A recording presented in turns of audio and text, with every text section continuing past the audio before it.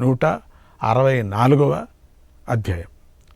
సంజయుడు ధృతరాష్ట్రుకి ఇలా చెప్పాడు: ఓ మహారాజా, ఉలూకుడి మాటలు విని ధర్మరాజు దృష్టద్యుమ్నుడిని ముందుంచుకొని సైన్యంతో కలిసి బయలుదేరాడు. పదాతి దళాలు, ఏనుగులు, రథాలు, గుర్రాలు, ఇలా చతురంగ బలాలతో ఆ సైన్యం భయంకరంగా ఉంది. అది భీమసేనుడి రక్షణలో ఉంది. మహారథులైనటువంటి అర్జునుడు, దృష్టద్యుమ్నుడికి వశమై ఉన్నటువంటి ఆ సైన్యం స్థిరంగా ఉన్న సముద్రంలాగా ఉంది. ద్రోణాచార్యుని వధించాలని ఆ సైన్యాన్ని దృష్టద్యుమ్నుడు నడిపిస్తున్నాడు. అతడు వారి వారి బలానికి, ఉత్సాహానికి తగినట్లుగా రతికులను అప్పుడప్పుడప్పుడు ప్రోత్సహిస్తున్నాడు. ఆ దృష్టద్యుమ్నుడు అర్జునుడిని కర్ణుడి కోసం నియమించాడు. భీముణ్ణి దుర్యోధనుడి కోసం, ఆ దృష్టకేతువును శల్యుడి కోసం నియమించాడు. ఉత్తమౌజుణ్ణి కృపుడి కోసం, నకులుణ్ణి అశ్వత్థామ కోసం, శైబ్యుణ్ణి కృతవర్మ కోసం నియమించాడు. సాత్యకిని సైంధవుడి కోసం, శిఖండిని భీష్ముడి కోసం నిలబెట్టారు. సహదేవుణ్ణి శకుని కోసం, శేకితానుడిని శలుని కోసం నియమించాడు. 5 ఉపపాండవులను త్రిగర్తల కోసం నిలబెట్టాడు. అభిమన్యుణ్ణి వృషసేనుణ్ణి కోసం నియమించాడు. శశులనే రాజుల కోసం తానే స్వయంగా నిలబడ్డాడు. అభిమన్యుడి యుద్ధంలో అర్జునుడిని మించినవాడు అని దృష్టద్యుమ్నుడు భావించాడు. ఇలా యోధులందరినీ వేరువేరుగా సామూహికంగాను నియమించాడు. ఇప్పుడు దృష్టద్యుమ్నుడు చెప్పినట్టు వినాలి అందరూ కూడా. ఎందుకు ఆయనే కదా సేనాధిపతి. ఆయన ఎట్లా చెప్తే అట్లా వినాలా. ఎవరెవరి కోసం ఎవరెవరు నియమించాలంటే అంతే, ఇంకా ఎదురు మాట్లాడటానికి వీల్లేదు. ఇక తన వంతుగా ద్రోణుణ్ణి దృష్టద్యుమ్నుడు భావించాడు. అలా సర్వసేనాపతి అయినటువంటి దృష్టద్యుమ్నుడు యథావిధిగా వ్యూహ నిర్మాణం చేశాడు. అది పెద్ద వ్యూహం. అది ఒక్కొక్క వ్యూహానికి ఒక్కొక్క పేరు ఉంటుంది. అలా పాండవ సైన్యాన్ని వారి వారి ప్రదేశాల్లో నిలిపాడు. పాండవుల విజయం కోరుకుంటూ ఆ సైన్యం ముందు నిలబడ్డాడు. శ్రీకృష్ణాయ పరమాత్మనే నమః. అందరికన్నా ముందు నిలబడ్డాడు దృష్టద్యుమ్నుడు. ఎందుకంటే సేనాధిపతి కదా. 165వ అధ్యాయం. ధృతరాష్ట్రుడు సంజయుని ఇలా అడిగాడు. ఎందుకంటే అది యుద్ధభూమి ఇదంతా కావాలి కదా. ఓ సంజయ, అర్జునుడు యుద్ధభూమిలో భీష్ముని చంపుతాను అని ప్రతిజ్ఞ చేసినప్పుడు నా తెలివి తక్కువ పుత్రుడైన దుర్యోధనుడు మొదలైన వారు ఏం చేశారు? అది ఏం జరిగింది? అర్జునుడు దృఢమైన ధనస్సును ధరించినవాడు. అతడికి భగవంతుడైనటువంటి వాసుదేవుడు సహాయకుడిగా ఉన్నాడు. కనుక భీష్ముడు అర్జునుడి చేతిలో చనిపోతాడని అనుకుంటున్నాను. అర్జునుడు చేసిన ప్రతిజ్ఞ విని బుద్ధిమంతుడు, యోధులలో శ్రేష్ఠుడైనటువంటి భీష్ముడు ఏమన్నాడు? భీష్ముడు కౌరవ వంశాన్ని రక్షించే బాధ్యతను స్వీకరించాడు. ఆయన పరాక్రమవంతుడు, సేనాధిపతి పదవిని పొందాడు. తర్వాత ఆయన ఏం చేశాడు అని అడిగాడు. అప్పుడు సంజయుడు ధృతరాష్ట్రుడితో ఇలా అన్నాడు: ఓ రాజా, భీష్ముడు సేనాపతి అయ్యాడు. తర్వాత దుర్యోధనుడికి సంతోషం కలిగిస్తూ ఇలా అన్నాడు: నమస్కృత్య కుమారాయ సేనాన్యే శక్తిపాణయే. ఓ రాజా, చేతితో శక్తి అనే ఆయుధాన్ని ధరించి దేవసేనాపతి అయినటువంటి కుమారస్వామికి నమస్కారం చేసి చెబుతున్నాను, నేను ఇప్పుడే మీ సైన్యానికి అధిపతి అవుతున్నాను. ఇందులో సందేహం లేదు. నాకు కూడా సేనకు సంబంధించిన జ్ఞానం ఉంది. సేనను ఎలా నడపాలో నాకు తెలుసు. నేను చాలా రకాల వ్యూహాలు నిర్మించడంలో నేర్పరిని. నీ సైన్యంలో జీతం తీసుకునే వారున్నారు. జీతం తీసుకోకుండా స్నేహభావాన్ని చూపించే సైనికులు కూడా చాలామంది ఉన్నారు. అందుకని మహాభారత యుద్ధం జరిగింది. లేకపోతే కష్టం. అందరికీ జీతం ఇవ్వాలంటే రాజ్యం మీద ఒక నమ్మకంతో అంతమంది వచ్చేశారు. యుద్ధానికి వచ్చారు. అది ధర్మయుద్ధం. దీన్ని ప్రజలందరూ చేరుకున్నారు. అటు ప్రజలు ఇటు ప్రజలు చేరుకున్నారు. లేకపోతే అంతమందికి జీతం ఇవ్వాలంటే ఎట్టా? వారి చేత యోగ్యమైన పనిని ఎలా చేయించాలో నాకు తెలుసు, వారిని ఎలా నడిపించాలో నాకు తెలుసు. ఓ మహారాజా, యుద్ధయాత్ర విషయంలోనూ యుద్ధ విషయంలోనూ శత్రువులు వేసిన అస్త్రాలకు ప్రతిగా మరో అస్త్రాలు ప్రయోగించే విషయంలోనూ, ప్రయాణం చేసే విషయంలోనూ, రథాలు మొదలైన వాటిని నడిపించడంలోనూ బృహస్పతికి ఎంత తెలుసో నాకు కూడా అంత తెలుసు. దేవతలు, గంధర్వులు, మానవులు చేసే వ్యూహరచనా జ్ఞానం నాకుంది. వాటితో నేను పాండవులను మోహింపజేస్తాను, కట్టడి చేస్తాను. చింతించకు, బాధపడకు. నీ సేనని నేను ధర్మంగా రక్షిస్తాను, ధర్మంగా పాండవులతో యుద్ధం చేస్తాను. కనుక నీ మనస్సులోని బాధ తొలుగుగాక అన్నాడు. ఆ మాటలు విని దుర్యోధనుడు ఇలా అన్నాడు: గంగానందన, మహాబాహు, నేను నీకు సత్యం చెబుతున్నాను. నాకు దేవత వల్ల భయం లేదు, అసురుల వల్ల కూడా భయం లేదు. ఎదిరించటానికి వీలుగాని మీరు మాకు సేనాధిపతిగా ఉన్నారు, అంతే చాలు. యుద్ధాన్ని మెచ్చుకొనే ద్రోణాచార్యుడు నా కోసమనే యుద్ధభూమిలో ఉన్నాడు.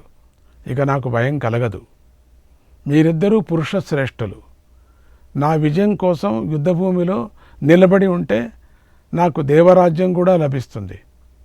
ఓ కురునందన, మీకు శత్రుపక్షంలోనూ మనపక్షంలోనూ ఉన్నటువంటి రతికుల, అతిరతుల సంఖ్య పూర్తిగా తెలుసు. మీ నుండి ఈ విషయం తెలుసుకోవాలి అనుకుంటున్నాను. మీకు మన పక్షంలోని శత్రువుల పక్షంలోని విషయాలన్నీ కూడా పూర్తిగా తెలుసు. నేను ఈ రాజులందరి ఎదుట మీ నోటి నుంచి ఆ విషయాలను తెలుసుకోవాలి అనుకున్నాను, చెప్పండి అని కోరాడు. అప్పుడు భీష్ముడు ఇలా అన్నాడు: ఓ గాంధారి కుమార, మన సేనలో రతికులను, అతిరతులను గురించి చెబుతున్నాను విను. మన సేనలో రతికులు వేలు, లక్షలు, కోట్లలో ఉన్నారు. వీరిలో ముఖ్యమైన వారి పేర్లు చెబుతున్నాను విను. అందరికంటే ముందు దుశ్శాసనుడు మొదలైన 100 మంది తమ్ముళ్లతో కూడా నువ్వు గొప్ప ఉదార రతికుడివై ఉన్నావు. మీకు అస్త్రవిద్య తెలుసు.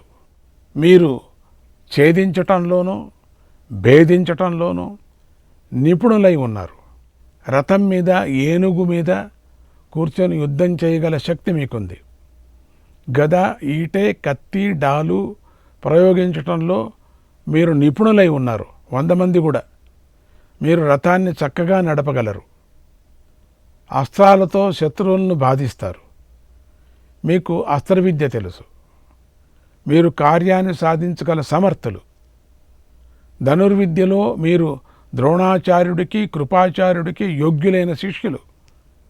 మీరు పాండవులతో వైరం పెట్టుకొని ఉన్నారు. యుద్ధంలో ఉన్మత్తులై ఉన్నారు. మీరు పాంచాల యోధులను రణభూమిలో సంహరించగల శక్తిమంతులు మీరు. ఓ దుర్యోధన, నేను నీ సేనకు ప్రధాన సేనానాయకుడిని కాబట్టి పాండవులకు కష్టం కలిగిస్తాను, శత్రువులను సంహరిస్తాను. నన్ను నేను పొగుడుకోవటం బాగుండదు కదా. నేనంటే ఏమిటో నీకు తెలుసు. శస్త్రధారులతో శ్రేష్ఠుడు, భోజవంశీయుడైన కృతవర్మ మీ సైన్యంలో అతిరథుడై ఉన్నాడు. ఇతడు యుద్ధంలో నీ కోరికను తీరుస్తాడు, ఇందులో సందేహం లేదు. గొప్ప గొప్ప శాస్త్రవేత్తలు కూడా ఇతడిని ఓడించలేరు. ఇతడు ఆయుధాలు ఎంతో దృఢంగా ఉన్నాయి తెలుసా నీకు. ఇతడు దూరంలో ఉన్నటువంటి లక్ష్యాన్ని సులువుగా కొట్టడంలో సమర్థుడు.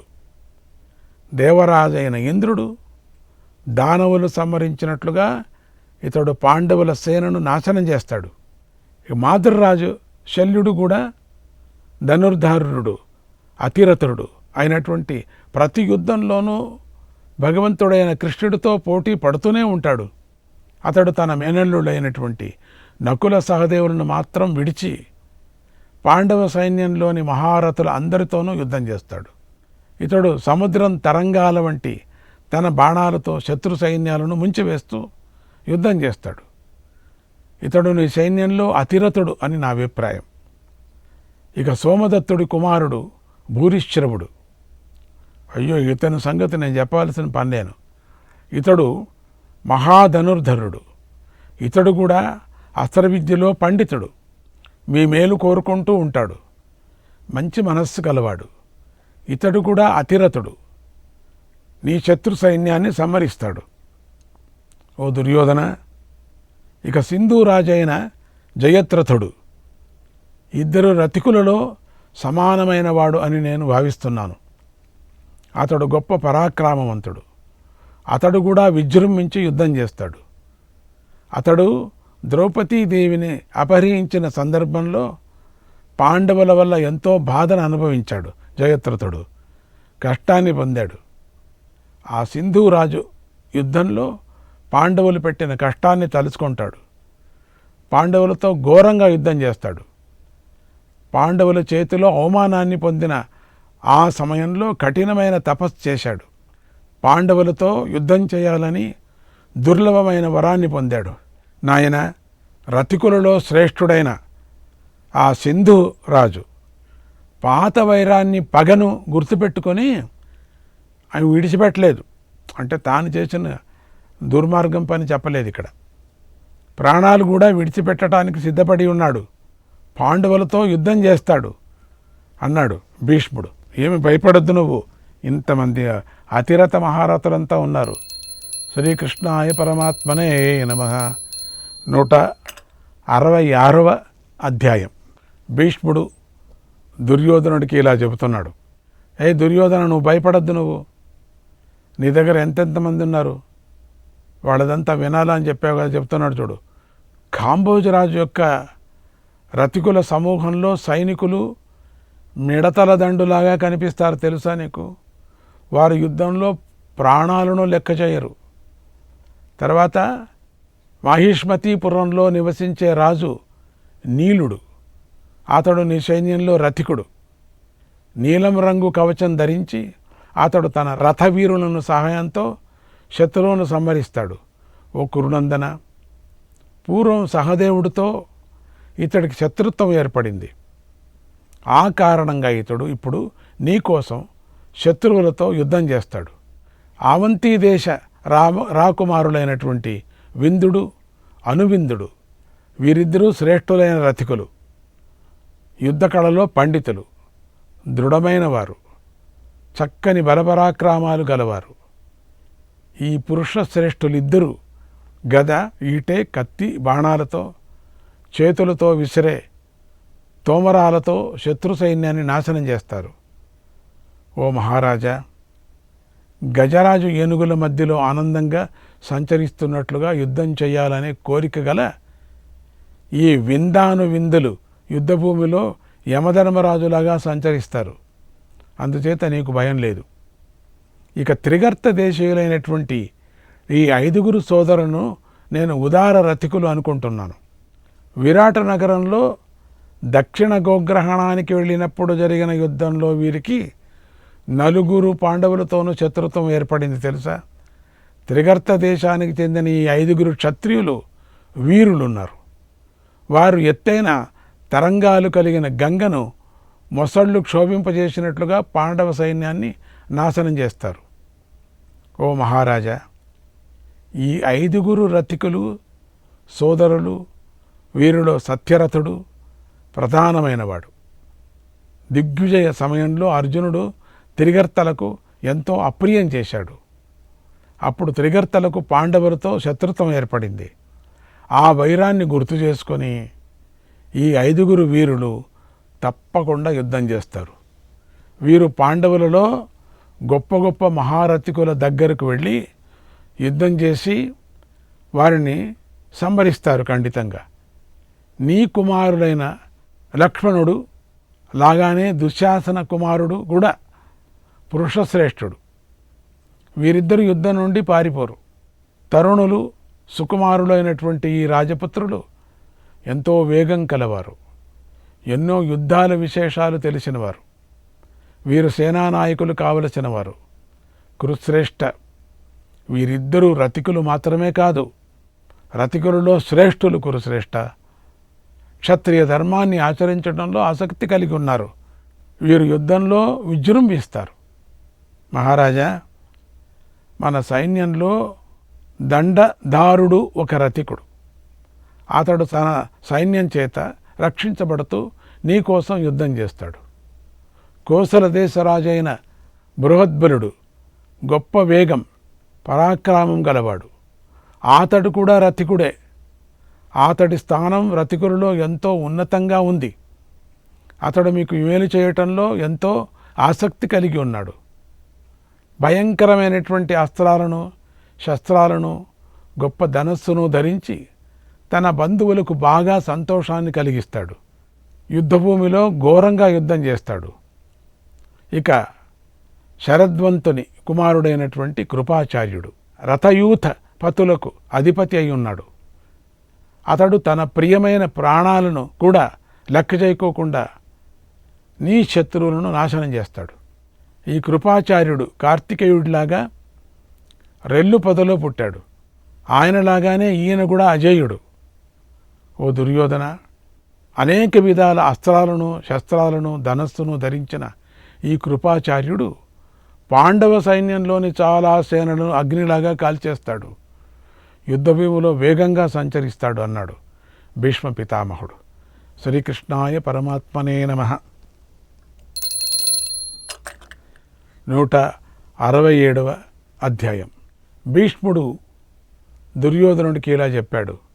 ఓ దుర్యోధన, నీ మేనమామ అయినటువంటి శకుని కూడా ఒక రతికుడు. ఓహో, అతడు పాండవులపై పగతో యుద్ధం చేస్తాడు. ఇందులో సందేహం లేదు. యుద్ధం చేస్తాడు వీడు కూడా, పర్వాలేదు.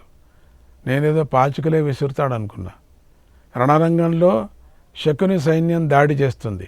శకునికి కూడా చాలా సైన్యం ఉందట. అందుకని ఆయనదే ఒక సైన్యం ఉందట. అందుకని పాండవ సేనకు బెదరిపోదు ఆ శకుని సైన్యం. అది వాయువేగం కలిగి ఉంది. ఆ శకుని సైన్యానికి వివిధ ఆకారాలు గల అనేక ఆయుధాలున్నాయి. ద్రోణకుమారుడు ఈ అశ్వత్థామ, ఇతడు ధనుర్ధారుడు, అందరిలోనూ గొప్పవాడు. ఇతడు విచిత్రంగా యుద్ధం చేస్తాడు. దృఢమైనటువంటి అస్త్ర సంపద కలిగి ఉన్నాడు. ఇతడు మహారథుడు. గాంధీవధారి అయినటువంటి అర్జునుడులాగా ఇతడి ధనస్సు నుండి వెలువడిన బాణాలు కూడా ఒకదానికొకటి తగులుతూ ముందుకు దూసుకొని పోతాయి. రతికుల్లో శ్రేష్ఠుడైన ఈ వీరుడు మహాత్వాన్ని లెక్కించటం ఎవరి తరమూ కాదు. ఇతడు అనుకుంటే ముల్లోకాలను కాల్చివేస్తాడు. ఇతడికి క్రోధము, తేజస్సు, మహర్షుల యోగ్యమైనటువంటి తపస్సు కూడా ఉన్నాయి. ఇతడు ఉదార బుద్ధి గలవాడు. ద్రోణాచార్యుడు ఇతడికి సంపూర్ణంగా దివ్యాస్త్ర జ్ఞానాన్ని ఇచ్చి గొప్పగా అనుగ్రహించాడు. అయితే ఇతడిలో ఒక గొప్ప దోషం ఉంది. అదే నేను చెప్పాలనుకున్నాను. ఇతడిని నేను అతిరథుడని, రథికుడని కూడా భావించను. విప్రుడికి జీవించటం అంటే చాలా ఇష్టం. దీర్ఘాయుష్మంతుడు కావాలని ఎప్పుడూ కోరుకుంటూ ఉంటాడు. ఇదే అతడి దోషం. 2 సేనల్లోనూ నిజానికి ఇతడితో సమానమైన శక్తిశాలి ఎవడూ లేడు. ఇతడు ఒక్క రథంతో దేవతల సైన్యాన్ని కూడా సంహరిస్తాడు. దృఢమైన శరీరం గలవాడు. ఒక్క దెబ్బతో పర్వతాల సైతం పగలగొట్టేస్తాడు. ఈ వీరుల్లోని లెక్కలేనన్ని గుణాలు ఉన్నాయి ఈ వీరుల్లో. ఇతడు గురి చూసి కొట్టడంలో నేర్పరి. భయంకరమైన తేజస్సు గలవాడు. దండాన్ని ధరించిన యముడితో సమానంగా యుద్ధభూమిలో సంచరిస్తూ ఉంటాడు. కోపంలో ప్రళయకాలాగ్నితో సమానమైనవాడు. ఇతడు సింహపు మెడ కలిగి ఉన్నాడు. శ్రీకృష్ణాయ పరమాత్మనే నమః.